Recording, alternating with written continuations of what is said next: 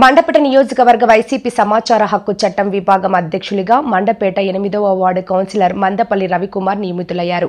ఈ మేరకు పార్టీ నియామకపు ఉత్తర్వులు ఇచ్చినట్లు రవికుమార్ మీడియాకు శుక్రవారం తెలిపారు. ఆయన మాట్లాడుతూ మాజీ ముఖ్యమంత్రి పార్టీ అధినేత వైఎస్ జగన్మోహన్ రెడ్డి ఆదేశాల మేరకు మండపేట వైసీపీ ఇన్ఛార్జి ఎమ్మెల్సీ తోట త్రిమూర్తులు తనను నియమించారని తెలిపారు. వారికి కృతజ్ఞతలు తెలిపారు.